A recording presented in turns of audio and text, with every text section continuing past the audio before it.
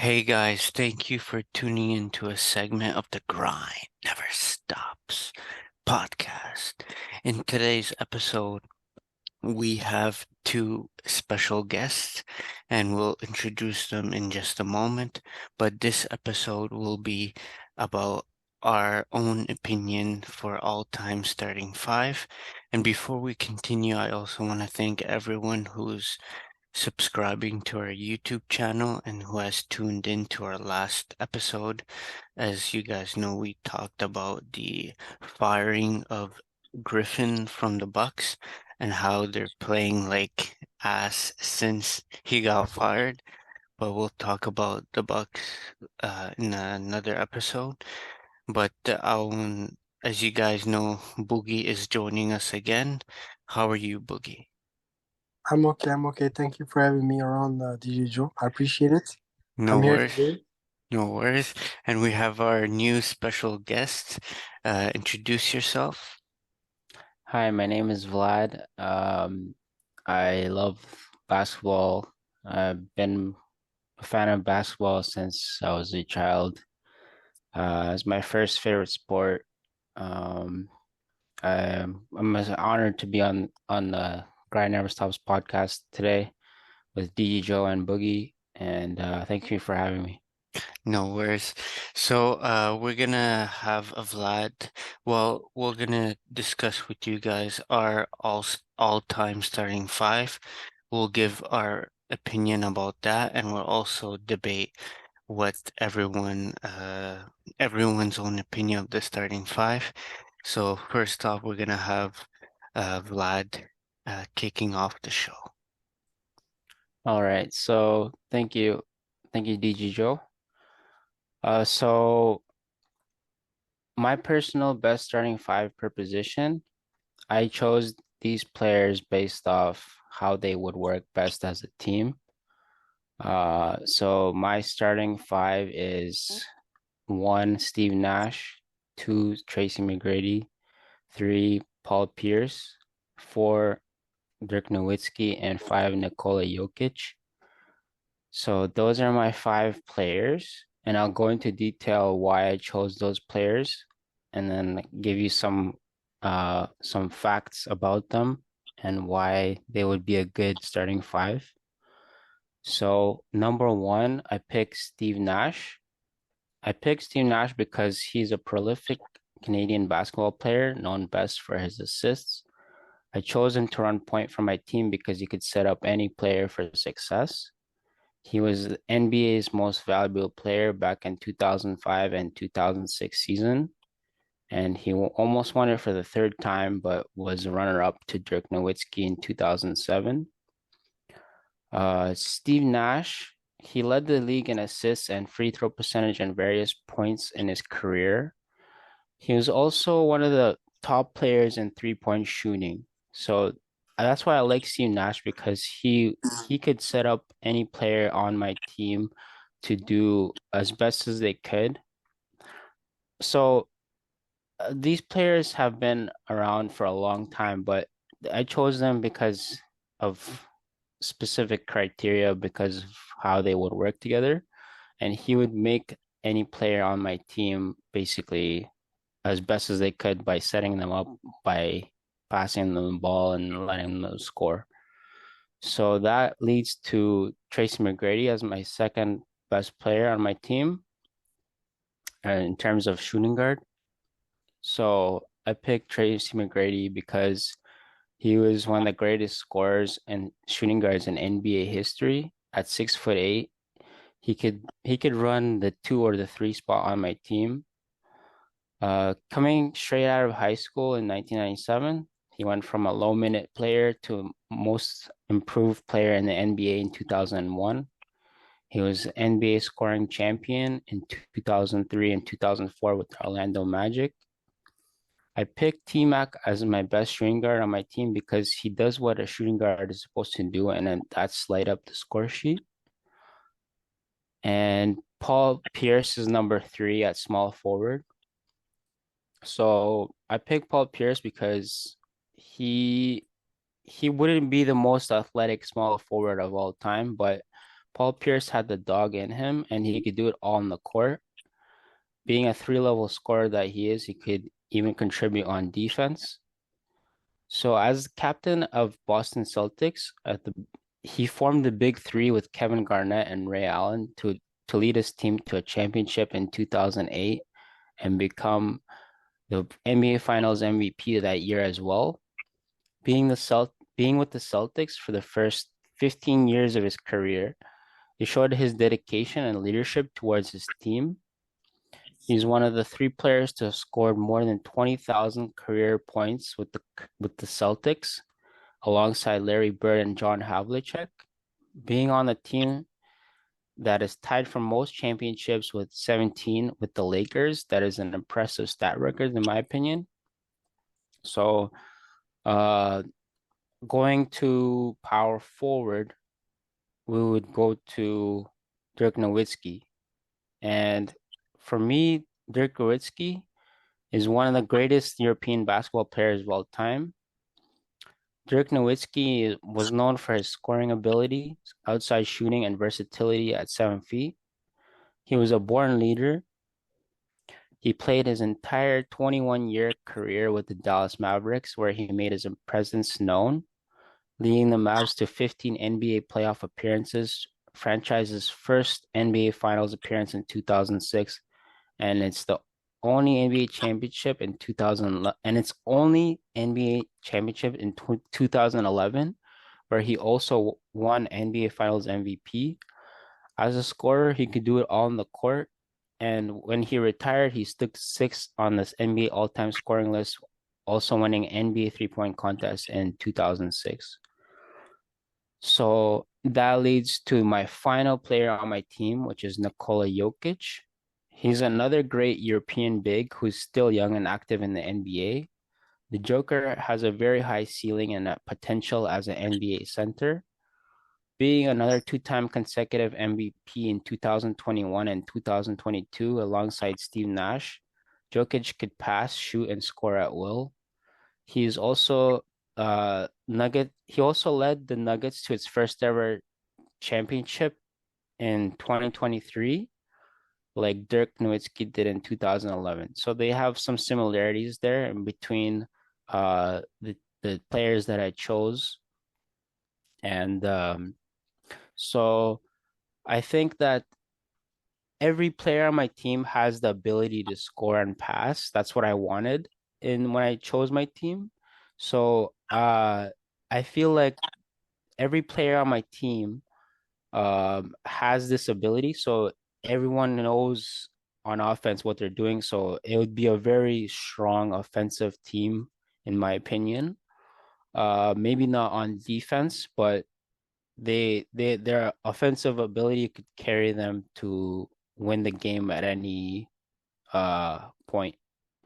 So my team is built around great leaders and people who inspire others to do well, great as well. And my starting five have all been an all-star at least 5 times in their career. And you're gonna ask me why did I pick T-Mac? But he doesn't seem to fit well. But it's my personal starting five, and I do believe that in his prime as a scorer, he could do it all. And just watch when T-Mac scored 13 points in 33 seconds to provide one of the greatest individual comebacks in NBA history in 2004, let alone to the Spurs when Tim Duncan and Greg Popovich were running the team. All right, good point that you had. But one thing I want to ask you, Vlad, is who would be your sixth man? So my sixth man, uh, that's kind of so would it be like on my lineup or would it be like another player that's a sixth man? No, another player that you did not mention that you would have him as your like off the bench. So off the bench, I would say most likely it would probably be It'd either be MJ or Kobe Bean. But if you had to choose one, If who I would had it? to choose one, I'd probably choose Kobe to be my sixth man. And it's not because he's not around anymore or because he was one of the greatest shooting guards to ever exist. Um, I'm not trying to put any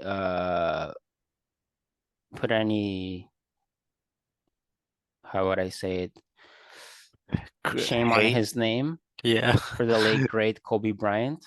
But the reason why I would pick him as my sixth man is because if he was coming off the bench, he would be able to give you the points that you needed in the clutch.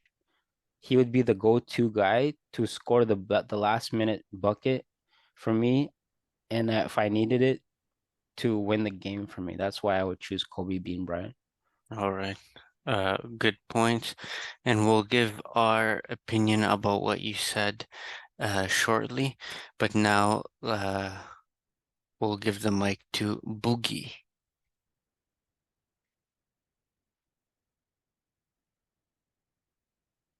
Boogie, you still there? Yeah, can you hear me? Yeah, I'm here. Yeah, all right. So So me, go I would ahead. like to give you my top five all time for every position. I'm going to start with the point guard position. So my top five point guard, I'm going to give it to Magic Johnson because obviously Magic Johnson, he was a point guard at 6'9". He was bigger than most of the guards. He was dominating every single point guard. He was towering over everyone, and he was able to do what most point guards needed. Uh, how would you say this? They needed size to do what he did. So first off, Magic Johnson was a five-time NBA champion. So he's won the championship five times. So that is one of the things that most point guards don't have. There's not a lot of point guards that have five championship rings. Magic Johnson did it. Magic Johnson had three MVPs. So in his entire career, he won MVP three times. He was Finals MVP three times. He was a 12-time All-Star. Also, another thing is during the playoffs, if you look at all the point guards that play during the playoffs, there's not a lot of point guards that had 2,000 assists in the playoffs. Magic Johnson did that. He's the only player actually in the NBA history that had over 2,000 assists during the playoffs. Magic Johnson played all five positions because how big he was. Yes, point guard is supposed to be like the shortest guy on the court, but this guy was 5'6". Sorry, he was 6'9".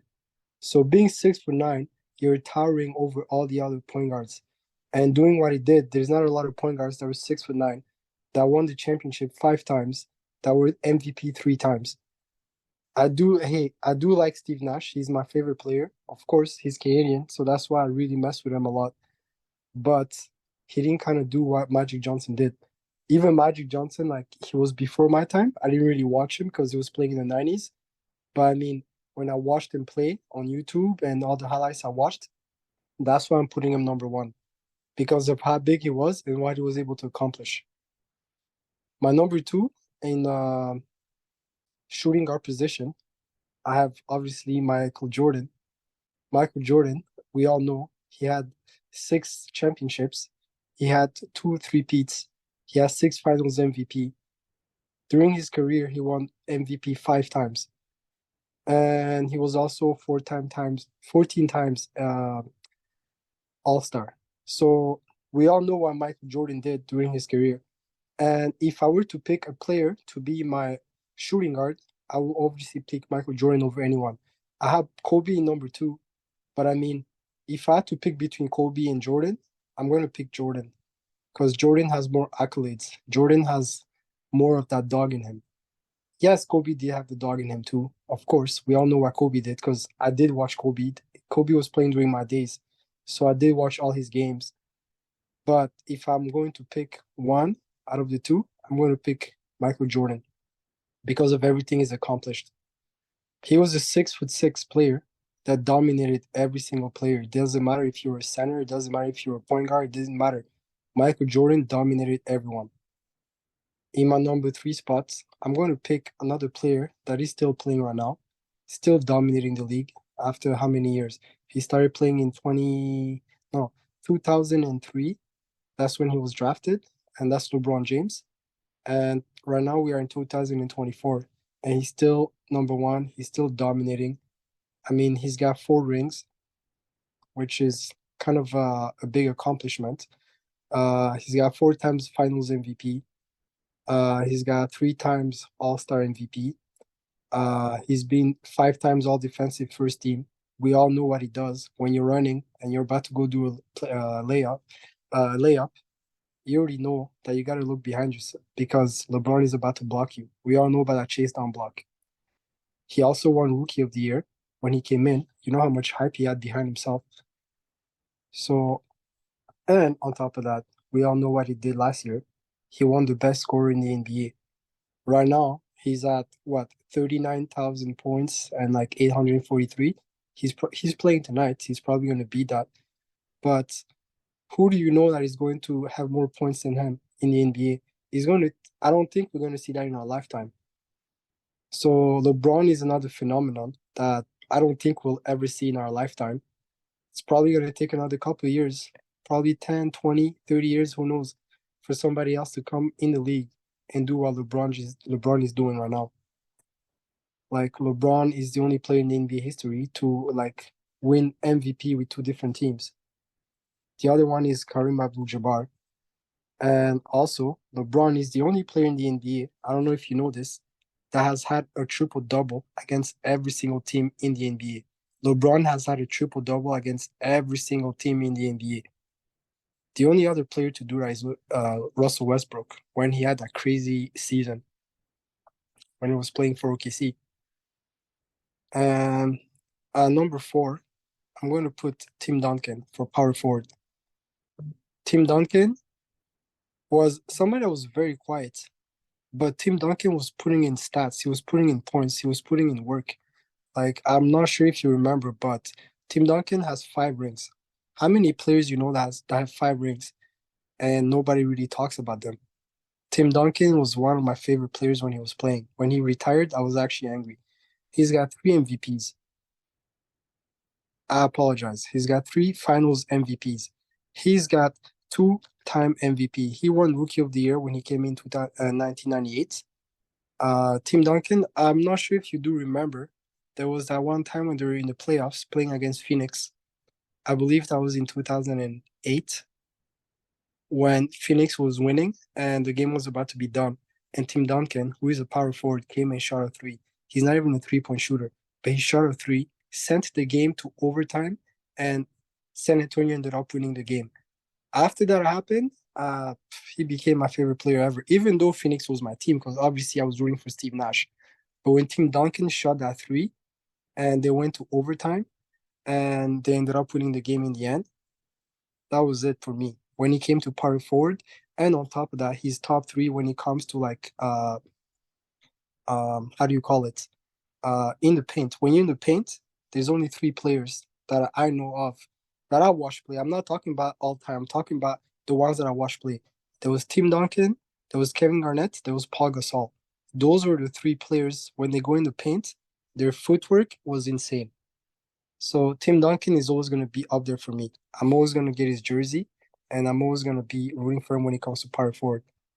Now let's talk about the center position. The center position, there's only one guy that everybody knows that killed it. And he's still there right now. He's not playing anymore. He's retired. But I'm talking about Shaquille O'Neal. Shaquille O'Neal, when he came to center position, he defined what that meant. He was a monster in the paint. There was nobody that was able to hold him down in the paint. He's a 4-time NBA champion. He won 3 times with Kobe. He won 1 3-peat with Kobe, and then he went to Miami and won with Dwayne Wade. He's a 3-time MVP. He's a 15-time All-Star.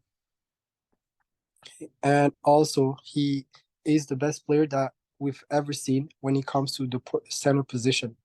Shaquille O'Neal was a monster in the paint, and I don't think that we're ever going to see anybody else like him in our lifetime that was as powerful as him. I know you guys remember that one highlight that we always see on YouTube or Instagram when he was playing against New York, against Chris something. He was a white guy. He literally pushed the guy, bullied him in the paint, ended up pushing him on the floor, and the guy threw the ball at Shaq. Like, how disrespectful is that? I don't think we're ever going to see another center in the game right now, or anytime soon, that is as powerful as Shaq and that is able to do what Shaq did. So those are my top five. And I chose them because the reason why I chose them was because if I were to make a team and I was able to actually put five guys on the court, those are the five guys I will put together. And I don't think anybody will be able to beat them. Shaq, Duncan, LeBron, Jordan, and on number one, I will put Magic Johnson. So those are my top five. All right. Thank you, Boogie. So I'm gonna beautiful points, but I'm gonna talk about my top five, and my all of my top five. It was a toss up between many players, but for point guard, I have Chris Paul as as my pick, and obviously I have more. Like I have Steph Curry, Magic Johnson, Steve Nash. But I think Chris, for me as a point guard, you gotta get everyone involved. You have to be able to shoot the three, and you don't need to be a ball hog to make an impact on the floor.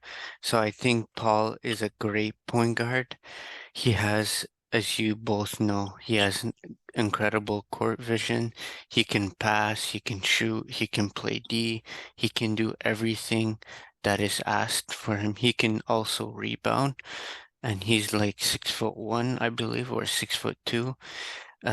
But he can do everything on the floor. And the reason I did not pick Steph Curry is because Steph Curry, what I want is for him, for a point guard, to play defense. Yes, Curry plays defense when he feels like it, not like consistently. And yeah, he's a greatest shooter in the world, but as me, if I manage a team, I would pick Chris Paul just because he can do what a point guard should do. And just because he's a point guard doesn't mean like he has to average 20 assists a game. All your job is to pass the ball, get everyone involved, shoot your shots too, and make an impact on both ends of the floor. Number two, everyone's gonna hate because it's very hard to pick between MJ and Kobe because they're probably the best shooting guards of all time, and I don't want to hear that James Harden is a greatest shooting guard, as you guys all know. A great shooting guard is a person that can shoot, not just shoot twos or not make free throws. You're a shooting guard for what? To play defense and to shoot. So I gonna take MJ obviously because he's one of the greatest players of all time. But MJ is a true shooting guard. Yeah, he doesn't shoot like many threes because obviously in that era there weren't a lot of 3-point shooters as of now, but MJ can if I'm the coach, I say you're gonna get me 40 against his trash team, and he'll get you 40. He's gonna play defense. Even though they're playing the worst team in the NBA, MJ is still gonna give 100% his all and can do everything on the floor. He 6-0 finals. And the reason I did not pick Kobe wasn't because I'm not a fan of Kobe. It was just on my team, I decide who's my shooting guard. And as a shooting guard on my team, you would have to shoot the three once in a while, make your damn free throws, and score whenever you want. No, there's no taking a day off. And that's why I want to pick Russell Westbrook as my starting point guard, but Westbrook has an ego that is not good to have on your team, and that's why I picked Chris Paul and MJ.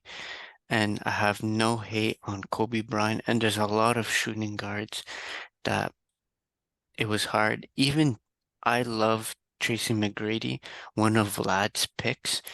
I wanted T-Mac, but I don't want a player to come on my team, play a couple seasons, and then a couple seasons later want to request a trade. I don't want that. I want players that are loyal and that can do everything on the floor, as you guys both know who Michael Jordan is and what he has done as a player. Now, number three, small forward position, and this one was no question at all. And you both know, same as Gee's pick, LeBron James. He's the best player in the world still today, as he said, 2024, and he is the best player of all time.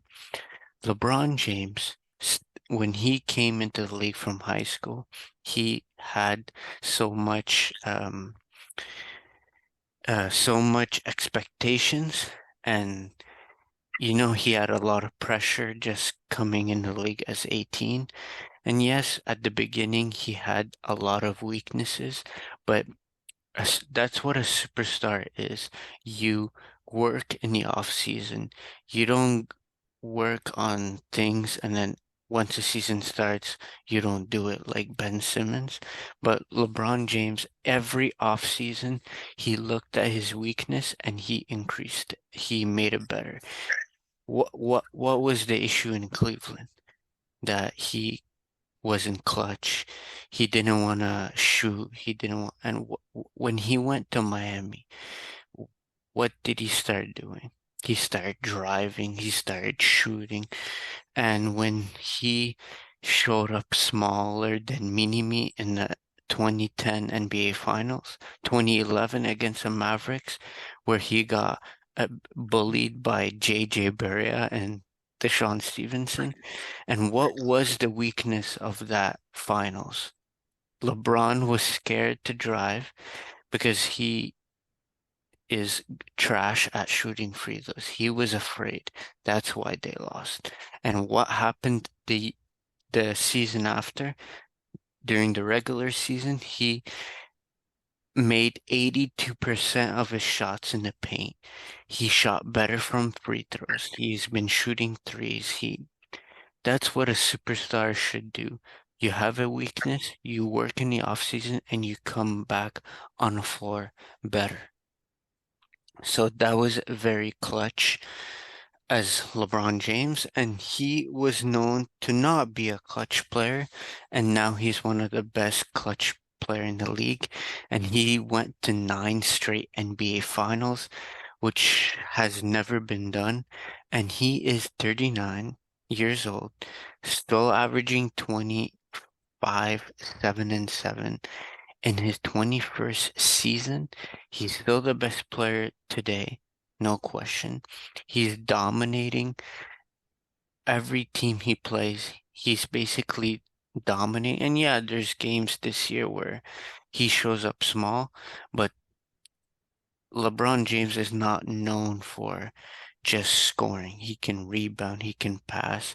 He's top 10 in every stat of all time, in every stat. He's dominated the Warriors. And remember in the 2014 NBA, no, 2015 NBA Finals when he lost? Did you know he was first, both teams combined in points, rebound, assists, blocks, steals? So LeBron James, the best player in the world, nobody could stop him. Nobody can contain him.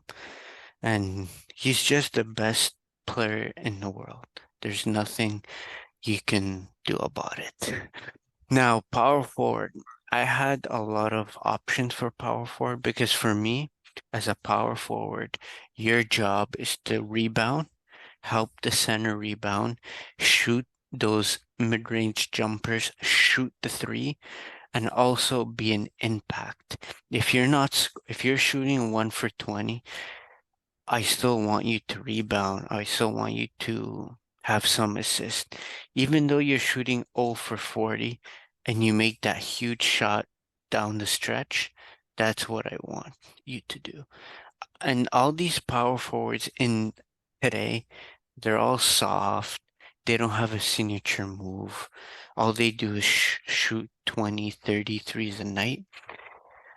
But the best power forward that for me is Dirk Nowitzki. The reason why I did not pick Boogie's Tim Duncan is because Duncan does not shoot. He's a liability when it comes to shooting. Yeah, he made some big shots in the playoffs, but I want you to make shots. So that's why I'm picking Dirk Nowitzki, because he can shoot, he can rebound, he can assist, he can get everyone going without having assist on the board. Dirk has a signature move. Nobody stopped him. He's an NBA champion. He carried the Mavericks to a title against the big three of Chris Bosh, Wade, and LeBron. He's just the top 5 best power forwards of all time for everyone, not just for me, but for everyone. And again, he's one of the best European players, as Vlad mentioned. But Dirk is he's just a boss when it comes to his shooting. And yeah, he had some weaknesses, but what a superstar does is work in the off season, and he did work, and that's why he won the 2011 NBA title. But Dirk is just one of the best, and there's a lot of runner-ups I had for power forward, but I just felt Dirk is the best option for me. Now the last position is the center. For me, the center is one of the most important roles on the team, because if you don't have a good quality center, a dominant one, you're never going to win. And that's why all these teams, they get babied and they get bullied because they don't have a true center. A 6'7" center or 6'9", that's not a real center. And that's why I'm gonna pick Shaquille O'Neal, Shaq, because he was a dominant force. Nobody could stop him. And yes, if he played in this era, he would have been a crazy liability. Why? Because he cannot shoot free throws, he cannot shoot the three. But in his era, he was a dominant force. He could dunk on everybody. You saw against that game against the Knicks, as Boogie mentioned, he dunked on him. And that white guy, I forgot his name too, he dunked on him and he got pissed off. But a real center, what's his job? His job is only to dominate in the paint, dunk the ball, rebound, and blocks. That's his job. And that's what I want from my center. I don't want those trash, garbage centers that shoot 23s a night and don't play defense. Yes, I love my center once in a while, just pull up from 3, but I don't want him to shoot that many threes, because I have 4 guys on my team that can shoot the 3 consistently. Like, MJ is not the best, but Shaquille O'Neal is the best center in the game of all time. And that's what I want from a center, because I feel the center is one of the most important roles on the team. Because if you don't have blocks, if you don't have rebounding, you don't have paint domination, you will never win. But this is my top 5. But before we continue on the show, we're going to take a quick break and we'll be back.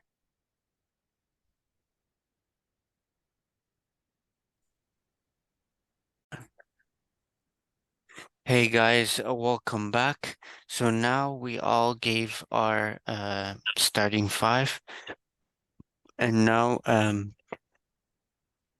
Now we'll go to Boogie and you give your opinion about our picks. All right, so I'm going to start with Vlad's point guard. He gave Steve Nash. Steve Nash is one of my favorite players. I really like Steve Nash. Steve Nash was always my top 5 player all time. Number one, I like Steve Nash because number one, he's Canadian. So I'm always going to be attracted to like liking Canadian players because we don't have a lot of them. So that's one of the reasons why Steve Nash was one of my top players. So I really liked your pick, Vlad. And I Mhm. always liked Phoenix. Phoenix was always my team. I always liked Phoenix. Was Phoenix had the craziest team ever when they had Stoudemire, Sean Marion, Raja Bell, Barbosa. They had Boris Dia. That team was crazy. I used to love that team so much, you have no idea. I really like that team. They really played really good. Another one is the DJ Joe. You gave Chris Paul. Chris Paul, I really like Chris Paul. Even till today, he's still playing. He's still one of my top players till today. I really mess with Chris Paul a lot. Cause why? Chris Paul can do everything. Yeah, he's not the biggest guy on the court, but I mean, he can take it to the rim. Chris Paul can shoot it from anywhere. His mid range is crazy. He crosses you up and then he shoots the mid range, and he always gets it in. So that's why I liked him. T Mac was another beast. T Mac was a beast. T Mac was like a Kobe but on steroids. Yeah, he didn't win as many rings as Kobe, but T Mac was able to get to the rim and he was able to dunk on everyone and anyone. Nobody could stand in his way. He was one of the top dunkers in the game. And you've also mentioned that game when he scored like 13 points in like 30 seconds. Like, who's ever done that? Nobody.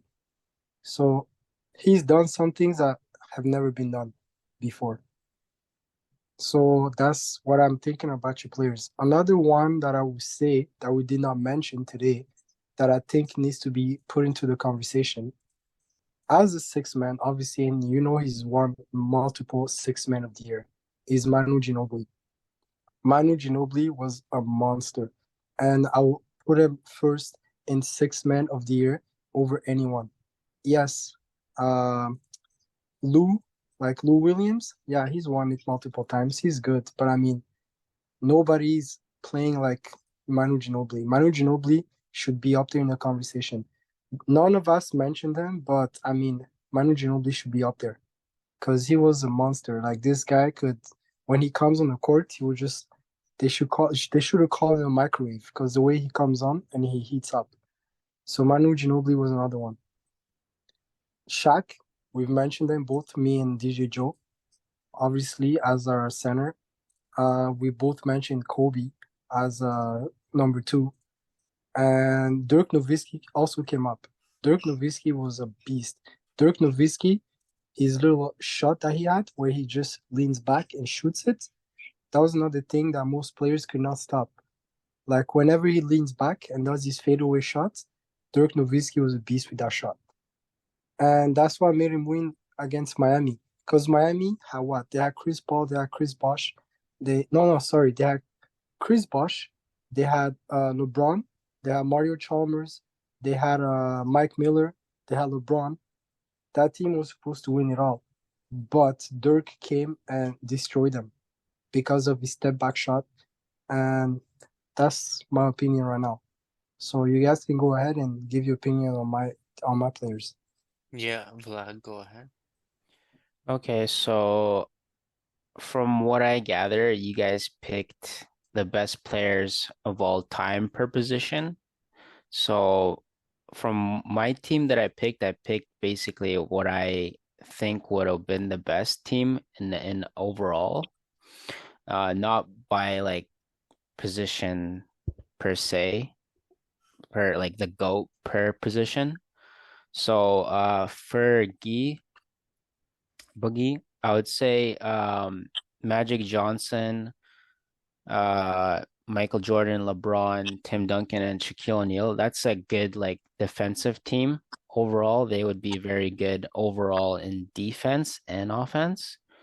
Mostly probably scoring in the paint would be their strength. Not as much 3-point shooting, so they could defend inside and outside. Probably defending would be one of their strengths, and then scoring in the paint. Um, and also not saying that you couldn't shoot threes, but it's just one thing that I would say that your team would be lacking, is shooting the three ball. But they could definitely make up for that in the paint defense. And also could step up on the perimeter defense. So I would say that's the GOATs for every position from starting 1 to 5, I would say, in my opinion, from Boogie. And I think that the team, obviously they all reached their max potential during their careers. So you can't say anything bad about them because they all did what they needed to do in their era. And I think that they were all marvelous players at their and in their time. And I think that they did make their mark in history, regardless of uh, the accolades that they earned. They all were successful NBA players, and I think that they they did make a impact in the NBA. And that's pretty much it for Boogie's picks.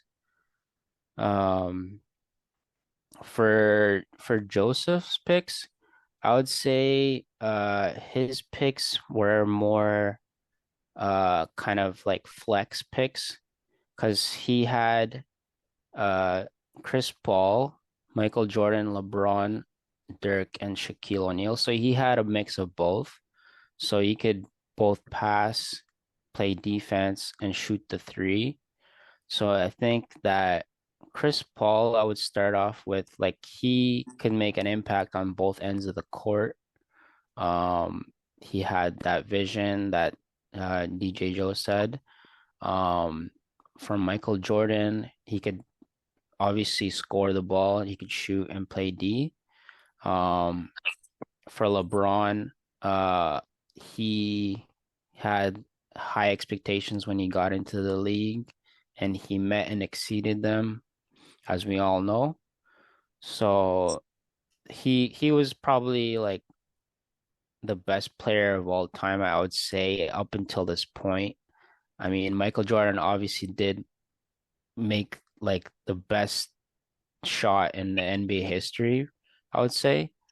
Um, but then moving forward to Dirk Nowitzki, one of the best power forwards of all time, obviously, uh, from what he did from one NBA franchise to what he did for the whole league, uh, and making a presence known as the one of the best, greatest of all time in European players.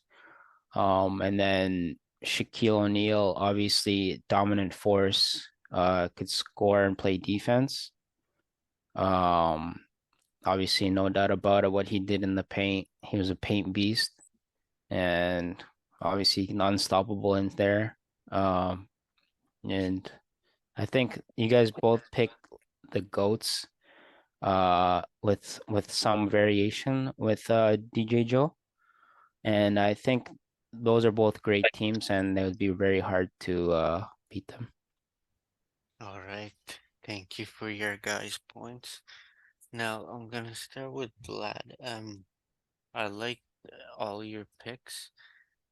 They're all great players, but Steve Nash, I never have anything negative to say about Steve Nash, but Steve Nash regular season, as I talked to Boogie the other one of our first episode together, when he had Steve Nash as a go, I laughed about it, but Steve Nash, yeah, he's Canadian, yeah, he shot at least 93% from the free throw line. But I just feel Steve Nash was a regular season player, and playoffs, he was not a major impact because if he was, he would have been to the finals, and I know it's not about one guy, it's a team, like it's a team effort to go to the finals. But I just felt like Nash, yeah, he's one of the greatest point guards of all time, but I don't consider him to be like a number one point guard. That's just my opinion. But all the other picks that you picked, Vlad, were good. And I already told you that T-Mac is one of the best two-way players. But at the same time, I don't want a guy on my team that's not loyal. Because you know how he was with Toronto, and then a couple seasons later, he wanted out. And 2 years ago, um, T-Mac went on TV and said, I wish I stayed with Toronto, and I wish like I developed with his cousin, which he known Yeah, after with Vince Carter. And even that season when T-Mac and Vince Carter were like killing it in Toronto, even Kobe Bryant said on TV that if they stayed together, they wouldn't it would have been good competition in the finals. yeah. But T-Mac is a great player. I'm not saying no, but at the same time, I don't want a guy. That's why I did not pick Kevin Durant as like one of my guys because you know KD and Dirk are one of the top two guys I had for power forward, and KD's like 7 foot. He can do everything, but I don't want a guy like Kevin Durant on my team because you know how he chases rings and leaves the grind, and then like you know how KD is now, where before he was a good person, a good player. Now he's like not as much as before, but now he's like always on Twitter, always like having altercation with other players. Like that's why I did not pick Kevin Durant only because he's not loyal. Like he's not loyal. That's what I have to say about your picks, Vlad. The rest was 100% facts, what you said, and I agree with it. Now, Guy, um, your point guard, obviously Magic Johnson. I always will have a Magic Johnson in my point guards. There's nothing negative to say about him. Um, in fact, all of your picks are good, but there's one thing that I forgot to ask you. Boogie is who would be your sixth man? My sixth man, I said it when I was responding. Oh, I picked Manu Ginobili, oh, obviously. oh yes. Okay. Yeah, Manu you're. Ginobili will be my sixth man over anyone else. If I had a sixth man to pick over anyone, I will always pick Manu Ginobili. Manu Ginobili was a monster six man because that guy was a starter, but he decided to come off the bench because he knew what his role was. He knew that he would come on the off the bench and he would destroy the competition, All right, and but he did that. okay, but my question to you, if you're in game seven of the finals and LeBron fouled out, And I had to pick would you another guy to come on, yeah, and I had to pick someone to come off the bench. no, would you regret picking Ginobili when all the guys that you left off the board? No, Because if LeBron fouls out in Game Seven, I'm still picking Ginobili. so Ginobili's still coming off the bench, and Ginobili's still my sixth man. I don't care what nobody says. so If the game's on the line and I have to pick somebody to come off the bench, I'm still picking Manu Ginobili, no matter what. so if LeBron fouled out and then you needed a guy that can take over the game and you left. Manu Ginobili I'm could not play talking defense. about six man for Yeah, the Spurs. I'm talking about your team. Who yes. you would consider Ginobili as your six man? Manu Ginobili could come off the bench. He could play defense. He could shoot. He could pass the ball. Have you seen the kind of assist that he He was did able to give? win the sixth man of the year in 2008. Have you seen the type of assist that Manu Ginobili was doing? Have you seen the type of shots that he was making? Yeah, Have you but seen the type of like defense that he was playing? but I mean, if this guy. your team is playing against my team and MJ is gonna guard Ginobili won't be making those no look passes or these poster dunks that he did. That's why I'm asking you, how come you left like Kevin Durant, MJ, like Yeah, I but know. MJ is already on the court. MJ is already there. That's the thing. I already picked MJ as my Okay, number what two. about you would pick Manu Ginobili over Kevin Durant and like Paul Pierce, The Truth, Allen Iverson, like Allen Iverson, listen, I'm not gonna lie. I remember when Allen Iverson made that shot when he was playing in Miami. I fell off my couch. I woke up my entire house. Like everybody was sleeping. It was late night, and Chris Bosh got that board, passed it to Ray Allen. Ray Allen shot that three. wait, I was you're sitting on talking the about couch. Iverson, but you're saying Ray Allen. Sorry, Allen. They're all Allens. They're all Allens. But I mean, when Chris Bosh got that board and passed it to Ray Allen, and Ray Allen made that shot, I fell off the couch and I started screaming, and I woke up the entire house, and I had to be told to be quiet because I couldn't believe that he made that shot. So yes, Ray Allen made shots. Yeah, he was good at what he did. Obviously, we all know who Ray Allen is and what he did. But I mean, if the game's on the line, uh yes, Ray Allen was good, but I will pick Ginobili over Ray Allen. Yeah, Like that's your obviously, opinion. I that's yeah, I of course. respect. But I Like was I do like Ray Allen. Like I do like what he did. He was like what one before Curry, there was Ray Allen. And before Ray Allen, there was uh, the dude from Indiana. Oh my god, how am I forgetting his name? The who? light skinned dude from Indiana. The one who was like top 3 point shooter before Curry and before Ray Allen. Reggie Miller. Oh, Reggie Miller. Oh, yeah. Yeah, so there was Reggie Miller before them. But I mean, if the game is down the line, and I'm talking about who I have seen play. Yes, I do mess with Ray Allen and I do mess with Reggie Miller.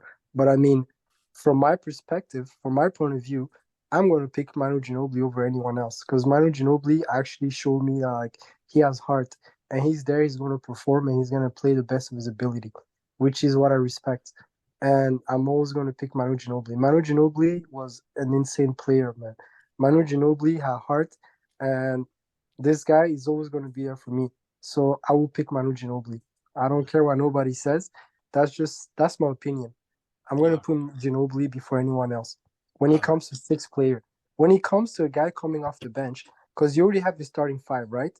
So we already have our best players on the court, and let's say one of them fouls out and somebody has to replace them. I'm going to replace my best player with Manu Ginobili. That's my pick. all right. And my sixth man would be Kawhi Leonard. And the reason I picked Kawhi because he's obviously one of the best when he's on the floor. When he's not doing his load management BS. I think he's one of the best two-way players like in our era, like 2010 era. There's nobody better than him as a two-way. Because Jimmy Butler, yeah, he goes off in the playoffs, but Jimmy Butler is not known to do it in a consistent way, but Kawhi is. And Kawhi at the beginning, as you know, when he was with the Spurs, he was only known um, to be like a system player and to play good defense. But I think he developed pretty good to play with that Spurs dynasty. Parker, Ginobili, Duncan, Boris Dia, like all these guys. Yeah, he had a good foundation. Yeah, to start, and then he just got developed correctly, practiced, and when his time came, when he left the Spurs, when he played with Toronto, and now with the Clips, I think Kawhi is one of the best two-way players. Because there'll always be the Wades, the Paul George, even Tracy McGrady. Like all these guys can play offense and defense. But I think Kawhi Leonard um, can do it like consistently and do it the best. Like Kawhi can score 40 every night, and then he can have like 4 or 5 steals. That's what I want as a six man to come in, and if someone's in foul trouble or someone's struggling, you take him out, you put Kawhi in, and then he'll just change the momentum that the other team is playing. I I 'Cause- agree have with I have a question for you guys. So, because you guys picked the best players per position of what you guys think would be for all time for your team, who would you have as your team captain for your teams? no question, I would have Chris Paul as my captain. And as why my would you? captain. No, go ahead. Go ahead, DJ Joe. So yeah, well, I would pick Chris Paul, just because Chris Paul has always been the leader, and when you are the leader, you take your team to the next step, which is the playoffs. Because did you know that all of Chris Paul's teams, um, he've taken them to the playoffs before New Orleans, before Paul got drafted by New Orleans, they never made the playoffs as consistent. When he went to Clippers, before he went to the Clippers weren't making the playoffs in a consistent way. When he went to OKC, ever since KD left until Paul arrived, KD and Westbrook didn't make playoffs. And he went to the Suns before. Yeah, they made the playoffs a couple times, but Chris Paul changed the momentum for the Suns, and now he's playing on the Warriors. Obviously, Warriors, they make the playoffs. It's except 2 years ago when Curry and Clay were out the whole year. But that's why I consider Paul as my captain, because he has been a true leader and still is a leader. I had LeBron as I would pick LeBron James, but you guys know that LeBron is not like the type of guy that would be a leader. Maybe at this stage of his prime, yes, but as a whole, I would pick Chris Paul. Go ahead, Gee. I mean, Boogie. My captain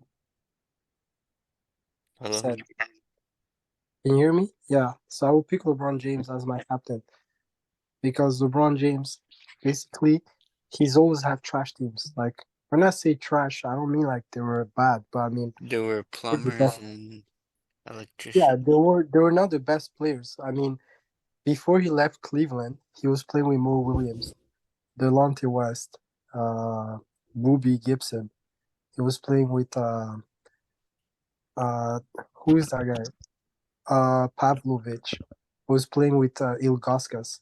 So like he didn't have the best players, but he still took them to the playoffs every year. Every single year he took them to the playoffs. He had Wally Serbiak. He had the guy Moon. The guy was a dunker, Jamari Moon. So like he didn't have the best players on his team, but he still took him to the playoffs. And why did he take him to the playoffs? Because he was able to make them play good. He was able to put them in their position and make them play like at the best of their abilities. And then he moved to Miami, where he had Dwayne Wade, obviously, who had just won the ring with Shaq a few years before that. And then he played with them for a few years, won 2 rings with them, and then he went back to Cleveland. And when he went back to Cleveland, the only guy he really had was Kyrie. That's it. But he still took him to the playoffs and they won. He had Kyrie. He took back some guy from Miami with him, which was Chalmers, um, John Jones, um, sorry, James Jones. He also had Ilgauskas who came back with him. J.R. Smith. He had the other dude who came from New York. What was his name? My God, what was his name? There was another, like, the guy had a high top fade. Forgot his name. So, oh, okay, I get what you're saying. You'd pick LeBron as your team captain. Yeah, Uh, exactly.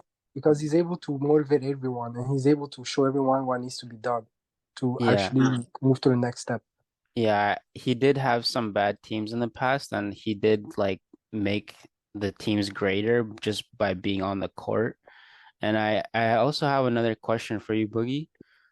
So because LeBron is like nearing the end of his career and he's been in the league for so long, do you think he would be a good coach if he ever decided to be one? And because like we all know he's like the on-court coach for any team that he plays on, basically, especially at the later stages of his career, because he's still in a good physical shape, but do you think he would make a good coach if he ever decided to be one?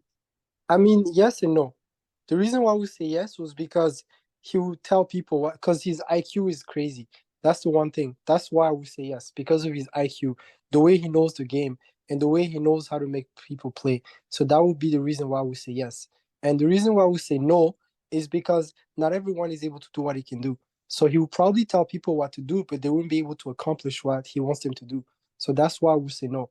So it will be a yes and a no because one, yes, he's able to, like, he can see the court, he can tell people what to do, and he can coach people on how to move on the court.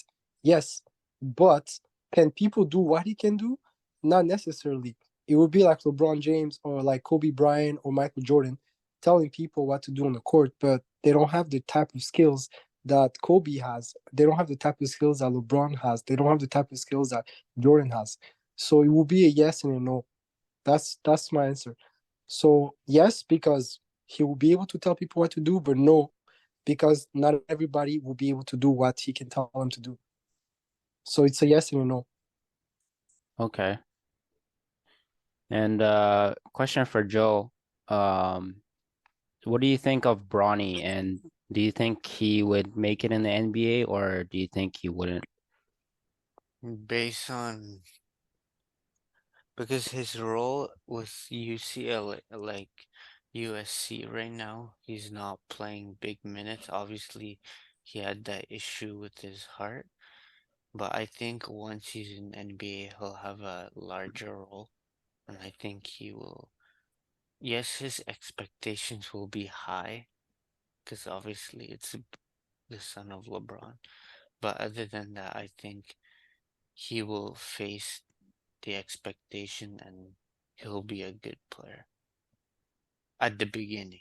Because, young players this day, there won't be like a player like Luka or Trey or Jokic or someone like LeBron, like where from the get-go they go off. I think he'll have a tough start only because his role in college right now, he doesn't play big minutes because obviously with his heart issue that happened, as you guys know. But I think eventually Bronny will be a dominant player. Okay. All right, guys, do you have anything else would like to add? So far, I'm pretty sure that we've been through everything. Me, passed all my points. I'm just happy you guys had me here tonight. It was a pleasure. So you guys can go ahead if you have anything else to say. But so far, I'm just sitting here watching the Golden State Warriors play against the Clippers, and Clay Thompson just got fouled on the three. All right. So yeah. Thanks for your opinion, guys, and thanks for everyone who will listen to this episode. The Yep. episode will be released on YouTube in the next couple of days. But guys, thanks for coming in to this episode as we discussed NBA discussions, but mostly we discussed of our all-time starting five. Thanks But for having me, DJ Joe and Boogie. It was a pleasure. Yeah, it was a pleasure. Of course, thanks for having me. no worries. Thank you for tuning in to a segment of the Grind Never Stops podcast.